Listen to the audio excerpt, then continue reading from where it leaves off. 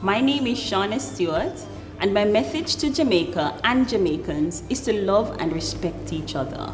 Jamaica is a small nation with approximately 2.9 million people. People of different races, different religious beliefs, different economic backgrounds, and different cultural beliefs and practices.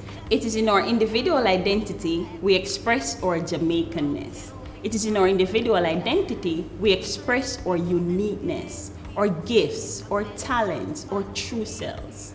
Our sexual orientation shouldn't matter. Our religious belief shouldn't matter. Our economic background shouldn't matter. Our cultural beliefs and practices shouldn't matter. Let's love and respect each other now. I am Jamaican. We are Jamaicans.